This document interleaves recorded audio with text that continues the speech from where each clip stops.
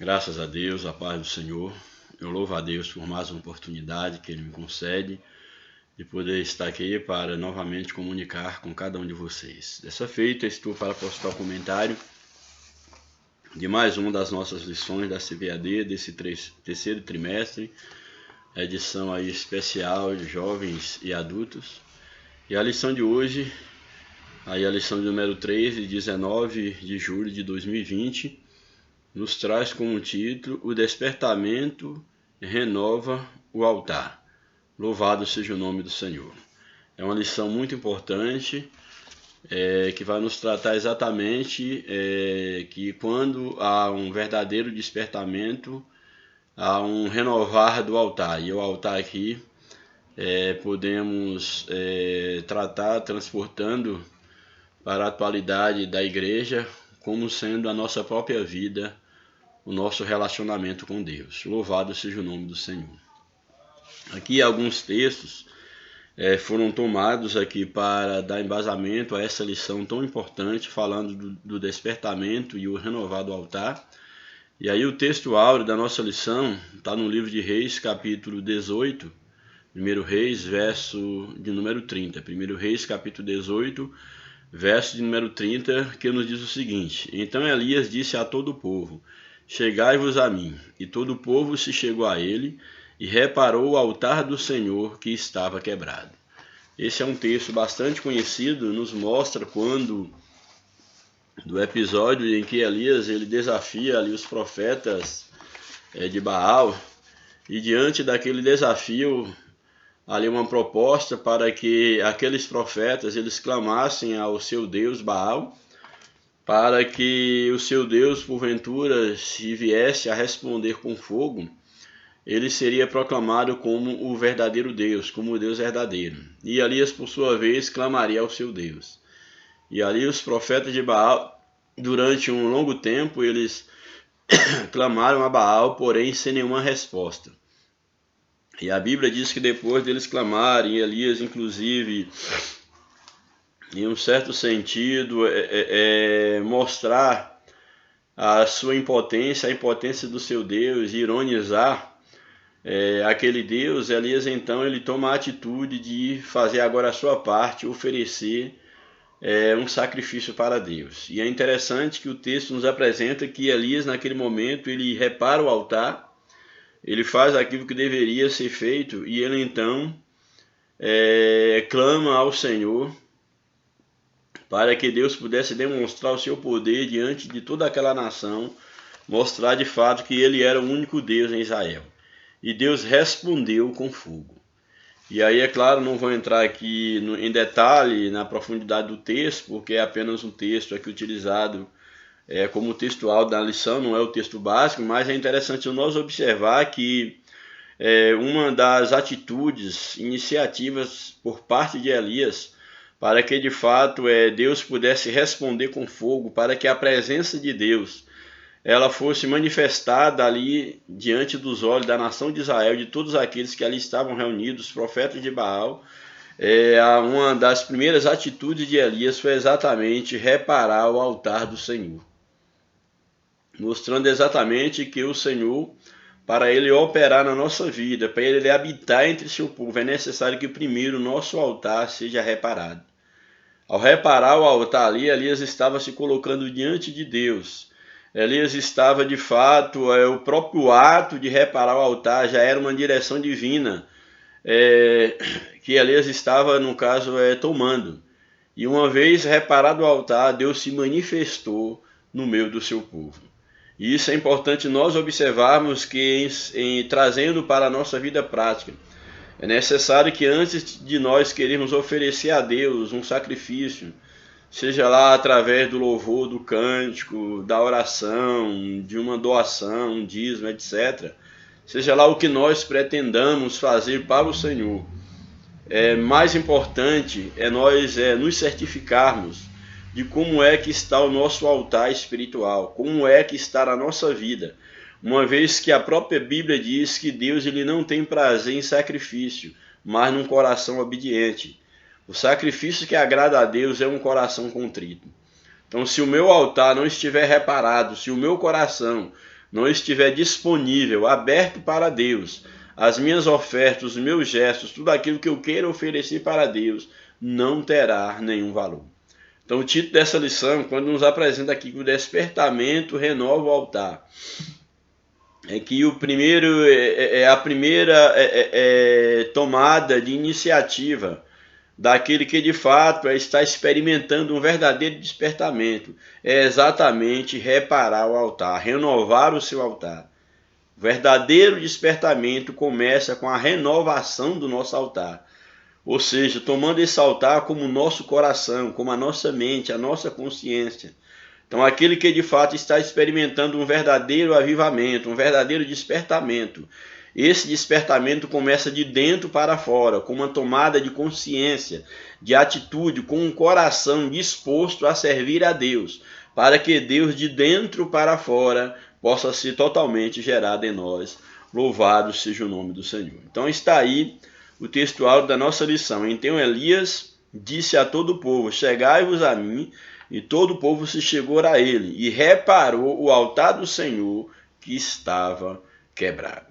A verdade prática nos apresenta: Satanás jamais derrotará o crente cujo altar é constantemente renovado pelo Espírito Santo. Aquele que a cada dia se abre para a ação do Espírito Santo, a fim de que o Espírito Santo possa estar renovando o seu altar espiritual, a fim de que a sua vida esteja constantemente diante do Senhor. Ele não dará espaço para que Satanás venha derrotá-lo. Por quê? Porque a sua vida está diante da presença de Deus. Porque a sua vida é o próprio altar no qual o Senhor habita, no qual o Senhor se faz presente. Louvado seja o nome do Senhor. Bem, a leitura bíblica em classe está no livro de Êxodo, capítulo 3, verso 2 ao 5. Mas antes eu quero contextualizar, não vou estar assim entrando em pormenores, aí no livro de Êxodo, aí a partir do capítulo 1, nós já vimos isso em outras lições, nós temos aí o decreto do rei Ciro, que permite o retorno do povo de Israel para a reconstrução do templo, para fazer aquilo que deveria fazer. Então nós temos aqui então esse retorno, esse primeiro retorno, ele foi dirigido por Zorobabel. Então há um decreto aí do rei Ciro, aí no capítulo 1 fala sobre esse decreto, aí no capítulo 2 fala sobre o recenseamento do povo e aqueles que lideraram esse retorno do povo, fala aqui, retrata a questão das famílias que retornaram, no caso aí com Zorobabel, nos apresenta os sacerdotes, os levitas, responsáveis pela questão religiosa, aí apresenta os servidores do templo, e aí vai dando uma descrição de todos esses que vieram nesse primeiro grupo aí que vieram com Zorobabel. E aí no capítulo 3 nós temos então aí já falando sobre o início da construção aí desse templo aí de Zorobabel. E é interessante que nós vamos ver exatamente algo bem interessante quanto à questão aí do início da construção do templo, que nos vai apresentar o início dos sacrifícios. Dos sacrifícios, essa preocupação em consertar, em preparar um altar para Deus.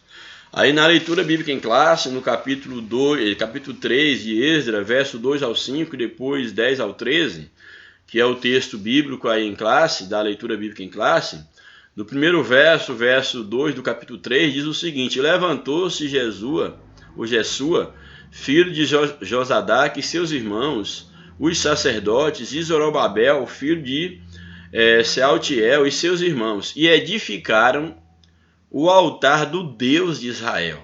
Edificaram o altar do Deus de Israel para oferecerem sobre ele holocausto, como está escrito na lei de Moisés, o homem de Deus. Isso aqui é muito interessante, essa preocupação dos sacerdotes de Zorobabel em edificar um altar ao Deus de Israel. E esse altar era um símbolo da própria presença de Deus, do culto a Deus e da presença de Deus ali no meio do seu povo. Verso 3: e firmaram o altar sobre as suas bases, porque o terror estava sobre eles, por causa dos povos das terras. Aí a necessidade de estar com o altar para que o Senhor estivesse no meio deles, uma vez que eles estavam cercados por inimigos e o terror daqueles povos os abatia. E ofereceram sobre ele holocausto, sobre o altar ofereceram holocausto ao Senhor, holocausto de manhã e de tarde. Verso 4. E celebraram a festa dos tabernáculos, como está escrito, ofereceram holocaustos de dia em dia, por ordem, conforme o rito, cada coisa no seu dia. Verso número 5. E depois disto, o holocausto contínuo e o das luas novas e de todas as solenidades consagradas ao Senhor, como também de qualquer que oferecia oferta voluntária ao Senhor. Quando, pois, os edificadores lançaram os alicerces do templo do Senhor, quando então, depois de sacrificarem, lançaram os alicerces do templo do Senhor, então apresentaram-se os sacerdotes já vestidos e com trombetas, e os levitas, filhos de Asaf, com saltério, para louvarem ao Senhor, conforme a instituição de Davi, rei de Israel. Verso 11. E cantavam a reveses, louvando e celebrando ao Senhor, porque é bom, porque a sua benignidade dura para sempre sobre Israel. E todo o povo jubilou com grande júbilo, quando louvaram ao Senhor pela fundação da casa do Senhor. Muito interessante é o culto que eles prestavam a Deus pelo privilégio de poderem agora estar reconstruindo aquele templo, que era o símbolo da morada de Deus entre o seu povo. E eles louvavam a Deus pela grandeza do Senhor, reconhecendo a grandeza de Deus, celebrando a benignidade do Senhor, que dura para sempre, e estando agora diante da presença do Senhor, alegrando-se pela fundação da casa do Senhor. Aí o verso 12. Porém, muitos dos sacerdotes e levitas, chefe dos pais, já velhos, mais velhos, que viram a primeira casa que fora destruída sobre o seu fundamento sendo, olha, isso aqui é muito interessante, o sentimento agora que pairava ali no coração daqueles que estavam ali tendo aquela experiência. O verso 12, relendo. Porém, muitos dos sacerdotes e levitas e chefes dos pais, já velhos, que viram a primeira casa sobre o seu fundamento, vendo perante os seus olhos esta casa agora, esse templo lá de Zorobabel, choraram em alta vozes, mas muitos levantaram a vozes com júbilo e com alegria. Aí é um misturar de choro e de alegria, choro daqueles que conheceram a antiga casa, o antigo templo, e alegria para esses agora que estavam vendo aquele templo sendo erguido. Então, ao mesmo tempo que havia choro por rememorar aqueles tempos da primeira casa, havia também uma alegria, porque uma nova casa estava sendo construída. De maneira que, isso aqui é interessante porque diz aqui que o júbilo, a voz do júbilo, era bem maior do que a voz do choro. Verso 13. De maneira que discernia o povo as vozes de alegria das vozes do choro do povo, porque o povo jubilou com tão grande júbilo que as vozes se ouviam de muito longe.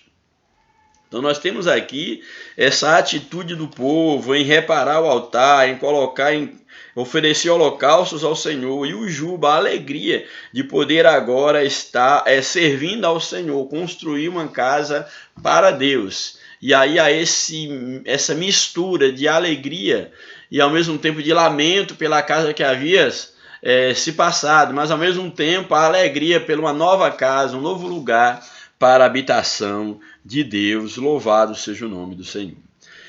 Aí na introdução da nossa lição nos apresenta o seguinte: nessa lição iremos meditar sobre o fato que caracteriza o verdadeiro despertamento. Trata-se da necessidade que os homens passam a sentir-se de chegarem mais perto do altar de Deus, a fim de estarem mais perto de Deus. Eu acho bem interessante que o comentarista ele coloca aqui que o que vem caracterizar um verdadeiro despertamento, um verdadeiro avivamento, é exatamente que no interior dos homens nasça a necessidade de se chegarem mais perto de Deus, para poder então estar bem mais próximo em relação com Deus, em relacionamento verdadeiro com Deus.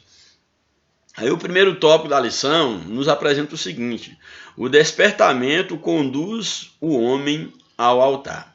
Eu achei bem interessante quando eu li esse título, porque é o seguinte, ó, o despertamento conduz o homem ao altar. Esse despertamento, ele é vindo da parte do próprio Deus. E uma vez que o homem ele é despertado por Deus, a primeira coisa que ele faz é exatamente reparar o seu altar. E também em termos espirituais, a primeira coisa que o verdadeiro despertamento nos faz é nos levar diante do altar de Deus.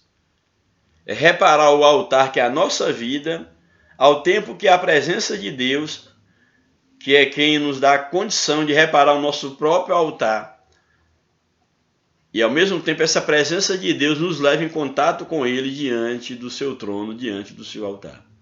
Então esse título aqui ele é muito sugestivo quando nos apresenta que o despertamento ele conduz o homem ao altar. Primeiro subtópico: os judeus sentiam a necessidade do acesso a Deus que o altar lhes proporcionava. Então, diante daquela situação de um novo templo, de uma nova realidade, de uma nova chance dado por Deus, uma das coisas que os judeus eles vão expressar é exatamente a necessidade de acesso a Deus por meio do altar, já que o altar era ali o símbolo, o local, o símbolo da presença de Deus, do culto diante de Deus. Isso aqui é interessante, o comentarista ele vai dizer o seguinte: o propósito que trazia no coração ao retornar do cativeiro precisava ser muito firme, porque estavam rodeados de cruéis inimigos. Eles tinham que ter um compromisso muito firme com Deus, mesmo porque a sua subsistência também dependia da proteção divina. A Bíblia diz: o terror, melhor dizendo, estava sobre eles por causa dos povos da terra. Aí está em Êxodo 3:3. Por isso mesmo o povo sentia que precisava do acesso a Deus através do altar. Este será o holocausto, aí Êxodo 29:43, falando em relação ao holocausto, a essa instituição do holocausto. Este será o holocausto contínuo perante o Senhor, onde vos encontrarei para falar contigo ali. Então era no altar, ali no holocausto, diante desse altar que Deus ele encontraria com o seu povo, ele comunicaria com o seu povo. Então essas bênçãos os judeus agora almejavam através da construção de levantar esse altar ao Senhor. O subtópico 2, todos os despertamentos espirituais. Isso aqui é muito, muito importante. Todos os despertamentos genuínos começam com a restauração do altar. Aquilo que nós falamos no início. Elias, ele foi usado por Deus para trazer um verdadeiro avivamento, um verdadeiro despertamento à nação de Israel. Mas para que aquele povo fosse aceito diante de Deus, para que a presença de Deus se manifestasse no meio do seu povo, Elias primeiro reparou o altar. E aqui o comentarista ele nos apresenta que todos os genuínos despertamentos, eles só acontecem, eles começam, melhor dizendo, com a restauração do altar, ou seja, com a restauração da vida do homem, do coração, quando o homem se coloca diante da presença do Senhor. Aí o comentarista aqui ele vai nos apresentar vários exemplos da Bíblia que venham comprovar essa verdade quanto ao despertamento genuíno, começando com a restauração do altar. Na letra A nos apresenta no tempo do profeta Elias, nos dias do rei Acabe, que nós já lemos. Aí no caso lá em 1 Reis, capítulo 18, verso 16 ao 40, vai nos apresentar essa história ali, quando Elias ele se comporta, ele toma a iniciativa de reparar o altar para poder então oferecer um sacrifício ao Senhor. No confronto com os profetas de Baal, a primeira coisa que Elias fez foi reparar o altar que estava quebrado. Essa foi a primeira atitude de Elias para que Deus pudesse responder com fogo ao seu pedido. Depois, e lembrando que naquele confronto de Elias era para que ficasse comprovado quem era Deus, se era o Deus de Elias ou se era Baal. E aquele Deus que respondesse com fogo, esse seria o Deus de Israel. E Deus então responde a Elias e fica comprovado que somente o Senhor é Deus. Depois sacrificou sobre ele e orou a Deus. O fogo desceu e o povo exclamou: só o Senhor é Deus, só o Senhor é Deus, louvado seja o nome do Senhor. O despertamento decorreu do concerto do altar. Então, quando houve o consertado altar, era um símbolo de que o povo, de que Elias estava colocado diante de Deus. E a partir daquele gesto ali simbólico, de consertar o altar, era como se Elias estivesse apresentando o povo diante de Deus, a nação diante do Senhor, para que o Senhor pudesse voltar a atuar, ser o Deus daquela nação. A letra B nos apresenta.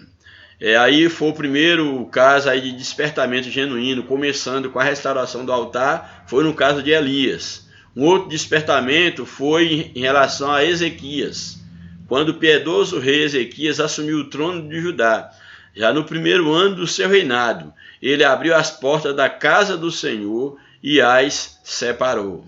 Já teve cuidado de trabalhar, abrir a porta da casa do Senhor, dar uma atenção especial à casa do Senhor.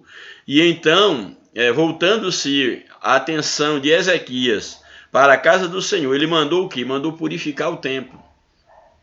Que houvesse a purificação do templo, que tirasse para fora toda a imundícia, mandou purificar o altar do holocausto. Que purificasse o altar do holocausto, que havia sido substituído no reinado de seu antecessor, no caso Acais, por um altar construído com modelo de Damasco. Quando então os sacerdotes sacrificavam sobre o altar, santificado agora, que Ezequias havia purificado, santificado o altar, quando então os sacerdotes agora eles sacrificavam sobre esse altar, começou um novo cântico na casa de Deus.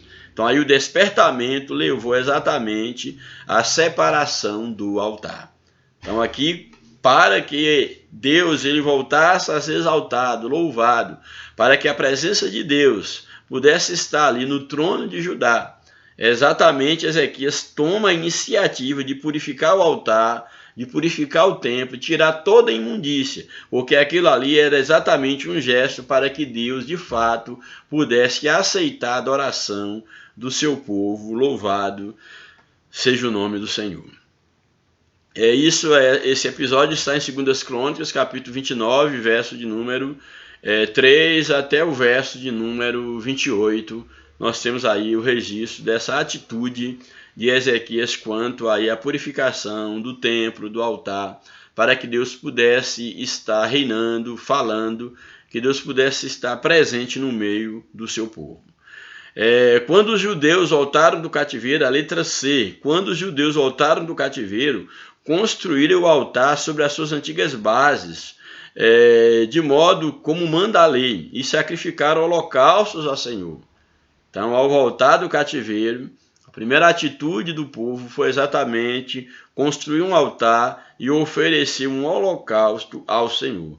A alegria foi grande entre os judeus, pois podiam de novo sacrificar a Deus e celebrar a festa dos tabernáculos. O culto a Deus havia recomeçado. Então nós temos aqui que no episódio de Elias, de Ezequias e no retorno do povo do cativeiro babilônico, a atitude do povo aqui era exatamente levantar um altar, consertar o altar, restaurar o altar, para que a presença de Deus ela pudesse ser real no meio do seu povo. Portanto, nós podemos concluir de tudo isso que todo despertamento genuíno ele começa exatamente com a restauração do altar. Louvado seja o nome do Senhor.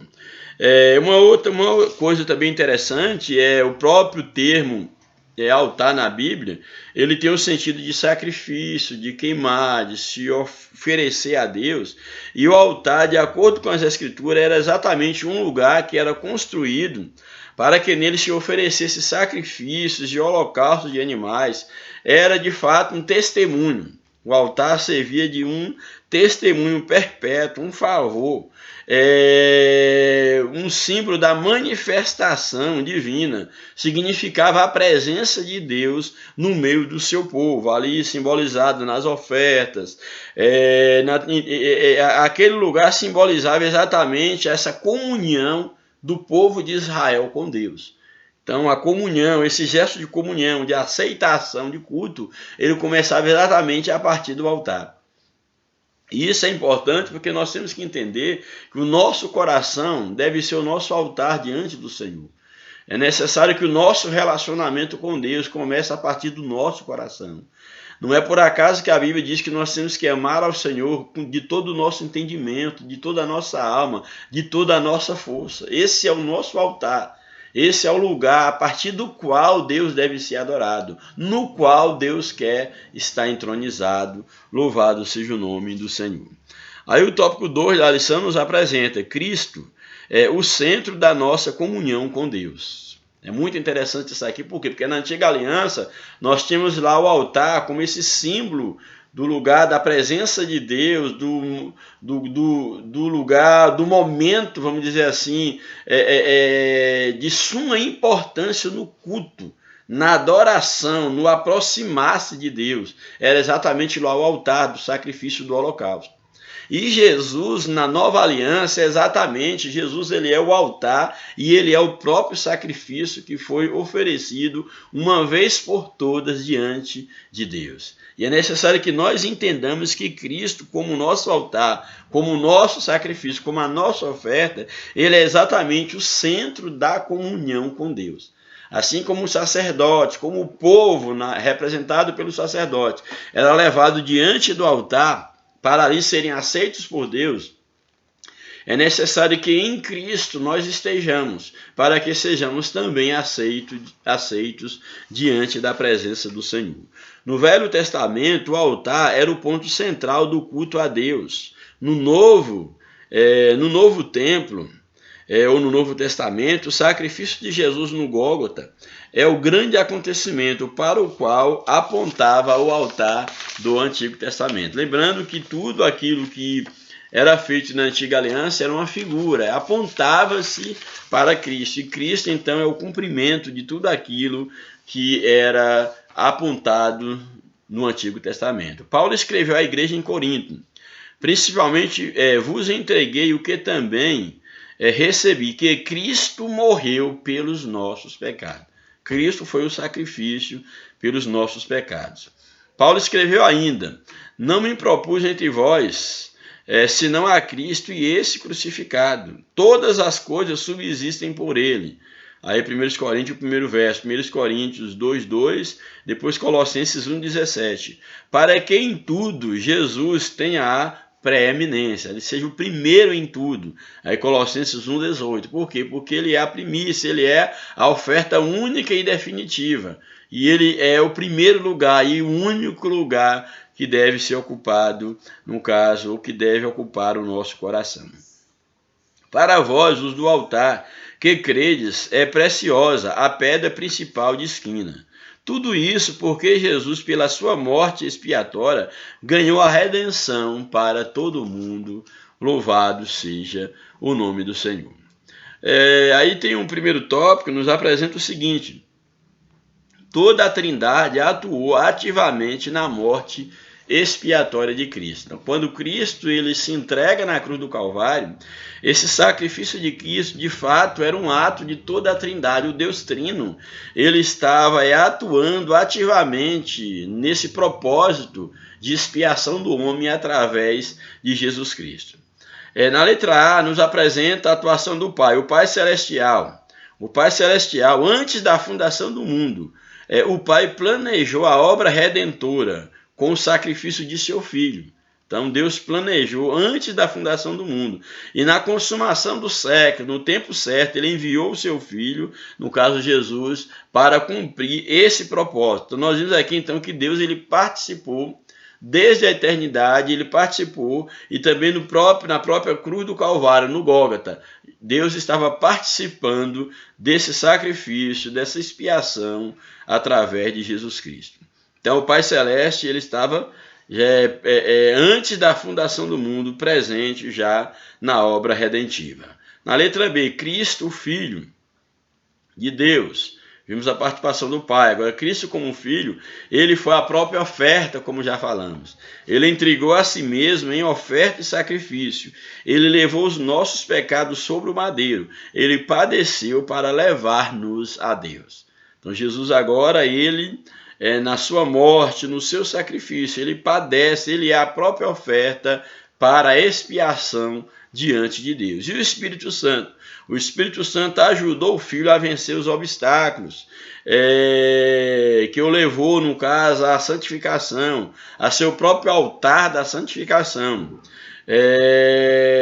E foi pelo Espírito Eterno que Jesus Cristo ofereceu a si mesmo imaculado a Deus. Ele próprio disse que o Espírito de Deus estava sobre ele, que o ungiu para fazer a obra que ele tinha que fazer. Louvado seja o nome do Senhor. Aí no subtópico 2 nós temos o seguinte: o Espírito Santo quer, pelo despertamento, mostrar aos homens a grande vitória de Jesus no Gólgota. Ou seja, o Espírito Santo quer iluminar o entendimento dos homens, para que esta grande realidade que foi a obra de Cristo, para que o homem possa entender, se despertar diante daquilo que Jesus fez e entender a conquista que Cristo conquistou na cruz para nós. Depois de seres iluminados por quem? Pelo Espírito Santo, suportaste grande combate e aflição. É o Espírito Santo que nos ilumina e nos dá a condição de combater o bom combate e guardar a nossa fé. O Espírito Santo, dentre as várias funções do Espírito Santo, em nos despertar e mostrar ao homem a vitória de Cristo na cruz, ele tem como função, aí a lição vai nos apresentar aqui, pelo menos 3 funções aqui do Espírito Santo, que eu acho muito interessante. A primeira é que ele revela. O Espírito Santo revela de que forma? Iluminando os olhos do nosso entendimento, para que saibamos a grandeza de seu poder sobre nós, que manifestou em Cristo, ressuscitando do morto. O Espírito Santo revelou a Pedro que Jesus era Cristo, o Filho do Deus vivo. Então o Espírito Santo, ele tem esse papel de revelar, de iluminar os olhos do nosso entendimento, para nós entendermos quem é Cristo, o Deus encarnado, e que nós precisamos de Cristo. Também o Espírito Santo, ele revela, ele também ensina. Ensina o quê? Ele ensina as profundidades do sacrifício de Cristo, a importância do sacrifício de Cristo e a necessidade de uma vida com Cristo. Então, quando Jesus, por exemplo, na estrada de Emaús, e que ele andava com os seus discípulos e ele lia as Escrituras, a Bíblia diz que as Escrituras ali falavam. Ele começou a discorrer sobre o que as Escrituras falavam quanto à sua morte e quanto à promessa da ressurreição. E o coração deles, a Bíblia diz que o coração deles se ardiam, queimavam, exatamente porque o Espírito Santo ali, através da pessoa de Jesus, caminhando com eles na estrada ali, estava ensinando a caminho de Emaús, estava ensinando as Escrituras para ele, relembrando aquilo que eles haviam ouvido da parte do Senhor. Portanto, é um papel do Espírito Santo também nos ensinar. Também o Espírito Santo, ele explica o verdadeiro significado da morte de Jesus Cristo na cruz, sobre o infinito alcance do brado: está consumado. O que aquilo significa? O Espírito Santo nos faz entender, ele nos explica que o verdadeiro significado da morte de Cristo, quando Jesus diz está consumado, ou seja, tudo já está pago, tudo já está realizado, a obra já está completa, porque Cristo, ele completou tudo, ou ele fez tudo aquilo que era necessário. Deus confirmou esta palavra de seu Filho, fazendo rasgar o véu de alto a baixo, que era o símbolo da separação entre Deus e o homem. Aquele véu se rasga, mostrando que não há mais nenhuma separação entre o homem e Deus. Cristo, ele tira toda a barreira e nós temos agora acesso a Deus por intermédio de Jesus Cristo. Louvado seja o nome do Senhor. Então o véu se rasga de alto a baixo, mostrando ao universo que um novo e vivo caminho havia sido consagrado pelo véu, isto é, qual o véu? Ali Ao rasgar o véu do templo, era um símbolo da própria carne de Jesus, que foi rasgada para que nós pudéssemos nos aproximar de Deus. Louvado seja o nome do Senhor. Por meio dessa vitória, os principados e potestades satânicas foram despojados e Jesus triunfou deles em si mesmo. Por isso temos nele a vitória. Pela fé em Jesus Cristo, podemos vencer o mundo, porque Jesus, ele venceu por nós. Por causa do brado, está consumado. A justiça de Cristo agora é oferecida gratuitamente àqueles que creem em Jesus. Pelos méritos de Cristo, nós somos justificados diante de Deus. Louvado seja o nome do Senhor. Também o Espírito Santo, ele penetra todas as coisas. Ele conhece a profundidade do próprio Deus, ele penetra todas as coisas. A luz da glória de Cristo, revelada na cruz, é uma luz que tudo se manifesta, ou tudo manifesta. Quando essa luz ilumina o painel da nossa consciência, como aconteceu com o profeta Isaías, que teve aquela visão da glória de Deus, sentimos o grande peso dos nossos pecados e pelo Espírito Santo somos despertados e levados ao arrependimento. Muito importante isso aqui. O Espírito Santo, ele penetra todas as coisas, ele penetra também o nosso interior e nos mostra quão pecadores nós somos, o quanto nós somos indignos diante de Deus, e nos leva a um verdadeiro arrependimento, a uma verdadeira prostração diante de Deus, arrependidos para sermos agraciados pela presença de Deus, pela manifestação do seu poder na nossa vida. Então, em síntese, nós podemos dizer que no Novo Testamento, Cristo se tornou o centro da nossa comunhão com Deus. Cristo é o nosso altar, ele é o nosso sacrifício, ele é o centro dessa comunhão com Deus através da sua morte expiatória. E através da sua morte, ele traz redenção ao homem, ele redime o homem, todos os homens, e agora nós não temos mais um altar físico, não temos mais um altar como no Antigo Testamento. Um altar físico, ali onde pedras eram postas, lenhas eram queimados, animais eram oferecidos em holocausto. Mas agora o nosso altar é o próprio Cristo, e Cristo quer fazer do nosso coração um altar, para que ele possa ser adorado, e que ele possa habitar dentro de nós, para a glória de Deus. Louvado seja o nome do Senhor para sempre. E aí, finalmente, nós temos aí o último tópico da lição, muito importante, que fala sobre cuidado com as imitações. Isso aqui é muito importante, porque nós sabemos que muitos têm se levantado como adoradores de Deus, muitos têm tentado erguer altares para Deus, porém são altares que não são aceitos diante de Deus. Eu acho isso aqui muito importante, por quê? Porque não basta querer adorar a Deus, não basta querer levantar qualquer altar para Deus.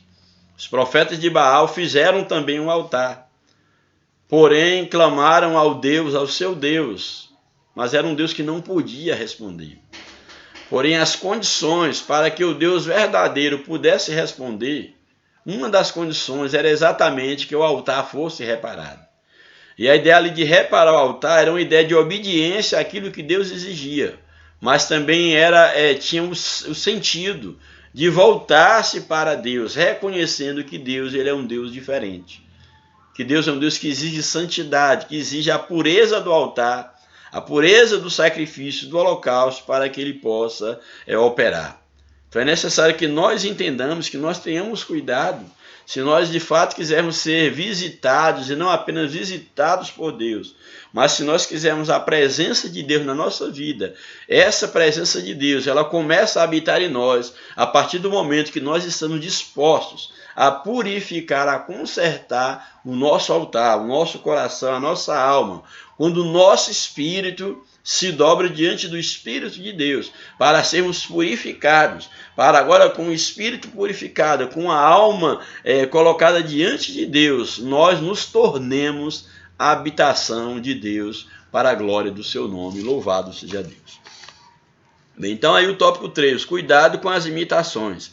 Alguns dizem que nem todos os despertamentos de hoje têm as características que são mencionadas nessa lição. Com certeza, nem todo pretenso avivamento, despertamento, é de fato um verdadeiro despertamento. Já no tempo dos apóstolos havia movimentos que realmente tinham uma aparência de sabedoria, em devoção voluntária, humilde e em disciplina do corpo, mas não são de valor algum, senão para a satisfação da carne, como está em Colossenses 2,3, que é o texto que acabei de citar.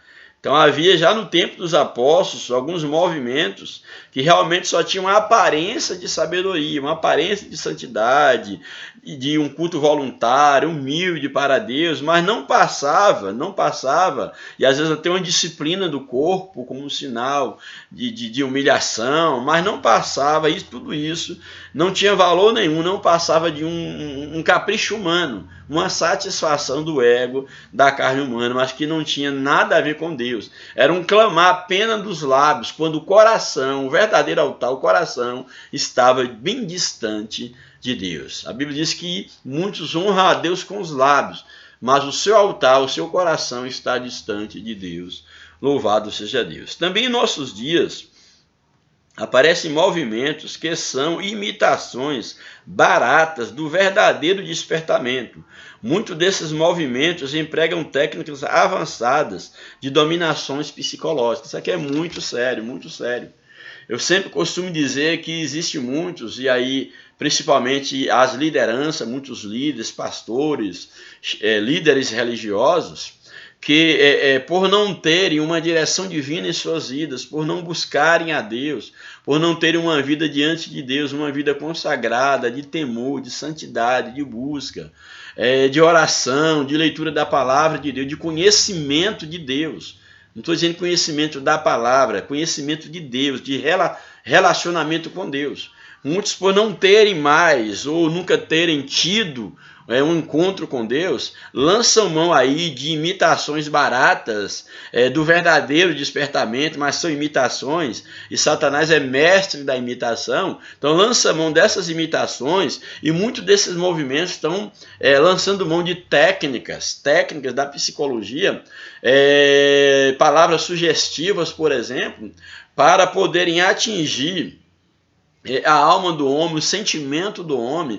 E aí, no caso, há estudos que podem auxiliar nessa avaliação do comportamento humano, e aí muitos desses estão usando dessas técnicas avançadas da psicologia para falar aquilo que Deus não falou, como se estivessem na direção do Espírito Santo, como se Deus estivesse revelando aquilo que é oculto, revelando o sentimento das pessoas, mas não passa de sujeições ou sugestões psicológicas, técnicas da psicologia, que fazem com que essas pessoas consigam adentrar a mente dos seus ouvintes, do povo, e aí por meio dessas técnicas eles acabam se passando como homens de Deus, que têm o Espírito de Deus, que têm o dom da revelação, que na verdade a Bíblia fala sobre uma série de dons, um conjunto de dons, entendeu? Que alguém diz, quando alguém diz ter o dom da revelação, ele terá que ter pelo menos aí um grupo de dons encaixado como um dom da revelação, e dentre eles é a palavra da sabedoria, e a gente percebe que às vezes nesse movimento não há nenhuma sabedoria divina. Então muitos têm lançado mão dessas técnicas para se passarem como pessoas usadas pelo Espírito Santo. Então são o quê? São pretensos, são imitações baratas do verdadeiro avivamento. E é necessário que nós tenhamos cuidado com essas imitações. Então esses avivalistas, especialistas no mundo espiritual, especialistas, entre aspas, eles sabem, no caso, com as suas técnicas, sabem dominar o auditório, dominam o auditório.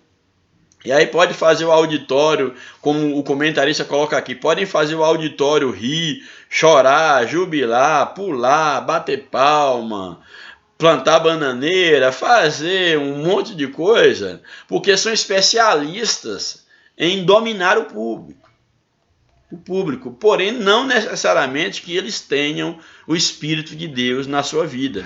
Não que esses movimentos necessariamente sejam um movimento do Espírito. Sabe até imitar o batismo com o Espírito Santo. Muitos decoram. Inclusive muitos estão ensinando o povo a falar em línguas estranhas.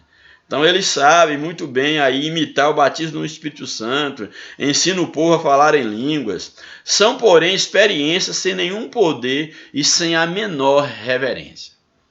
Então tenha muito cuidado, nem em todo lugar que você vê alguém falando em línguas estranhas, que você vê alguém pulando, que você vê alguém ali revelando, isso não quer dizer que necessariamente seja algo da parte de Deus. Não que Deus não revele, não que Deus não manifeste no meio do seu povo, mas sempre onde existe a verdade, a imitação, ao erro, à mentira, ao espírito do engano. Aí aqui é interessante porque aqui ele vai citar aqui, comenta alguns exemplos, mas esse tipo de imitação pode fazer com que a glória de Deus se afaste. Isso aqui é muito importante. É muito importante por quê? Porque quando o homem ele tira Deus do centro e ele começa a brincar de Deus, a brincar com o Espírito Santo, aí está dizendo que Deus está mostrando aquilo que Deus não mostrou. Que Deus mandou dizer aquilo que Deus não mandou dizer, que ele está vendo isso e aquilo outro.